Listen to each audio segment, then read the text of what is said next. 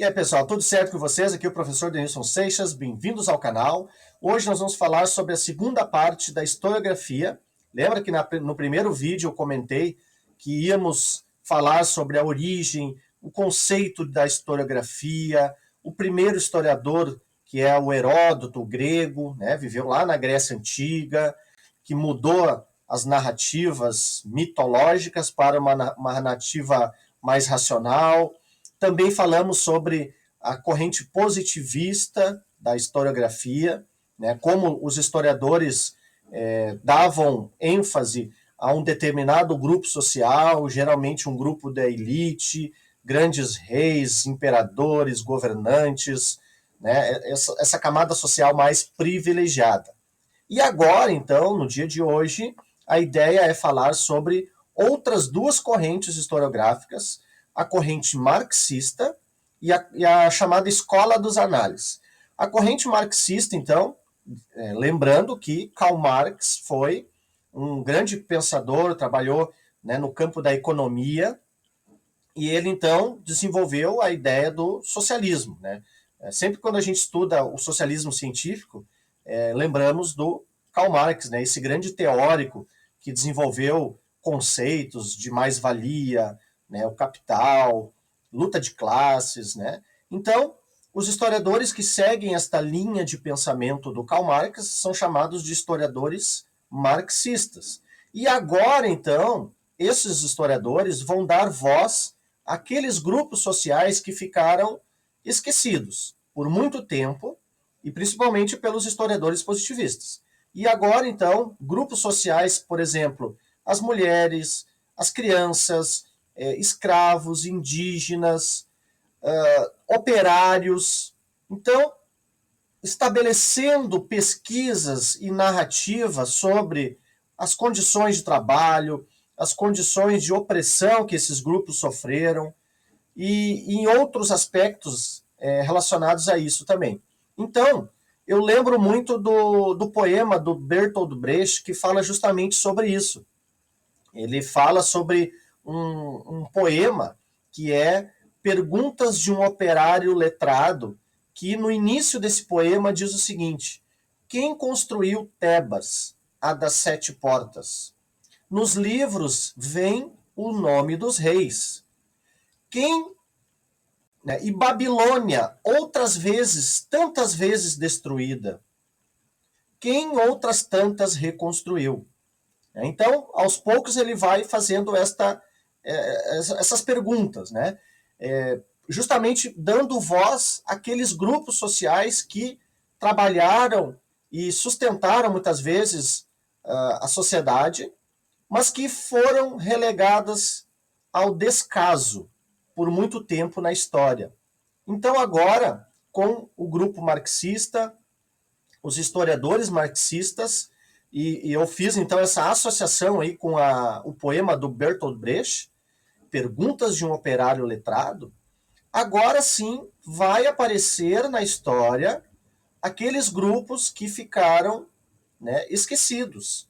E agora então vão ter voz, né, na história. E com isso, a história vai se tornar mais conhecida, né? A sociedade como um todo vai ter conhecimento sobre estes grupos sociais que foram oprimidos muitas vezes e que não tinham voz ativa e que agora, então, os historiadores marxistas puderam fazer essa atividade, certo? O outro grupo, então, que eu vou comentar agora, é chamado de Escola dos Análises.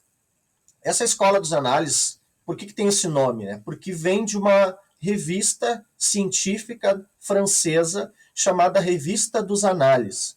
Então, este grupo de historiadores já tem uma visão bem diferente, né? A gente está falando do século XX agora, bem diferente, por exemplo, dos historiadores positivistas também. Agora, as fontes de pesquisa vão ser várias fontes privilegiadas, e não como os historiadores positivistas faziam, de dar ênfase somente a fontes oficiais. Agora, os historiadores da escola dos análises vão utilizar, por exemplo, várias fontes como livros, revistas, entrevistas, que são, né, as histórias de pessoas que viveram numa determinada época, então contam uma história importante. Então, entrevistas também fazem parte, né? A história oral é importante para este grupo de historiadores. Também imagens, fotos, quadros, né, pinturas, esculturas, monumentos, tudo isso são elementos que servem como fonte de pesquisa histórica. E isso agora, então, vai melhorar ainda mais a compreensão da sociedade como um todo, quando se utiliza estas fontes variadas. Outro aspecto importante da escola dos análises é a questão da interdisciplinaridade. A história antes era vista como um conhecimento que ficava isolado dos outros campos do saber. Agora, com os historiadores da escola dos análises, a história ela conversa com outras disciplinas, com outros campos do conhecimento. Então a história ela não está mais isolada. Então se conversa com a filosofia, com a sociologia, com a economia, com a geografia, com a educação física, no campo das linguagens e outros tantos campos do saber. E isso, então, faz com que o conhecimento se torne mais efetivo, né? Então, isso é bem importante, esta ligação entre os conhecimentos. O conhecimento ele não está numa gavetinha onde a gente abre. Agora eu vou pegar a gavetinha da história. Agora eu vou abrir a gavetinha da geografia. Não, tudo está interligado. Então, esse foi a grande contribuição dos historiadores da Escola dos Análises, então. Certo? Então, hoje era isso. Fizemos, então, mais uma compreensão aí sobre a historiografia com essas duas correntes, a corrente marxista e a Escola dos Análises, então. Certo? Muito obrigado pela presença de vocês e até o próximo vídeo aí. Tchau, tchau.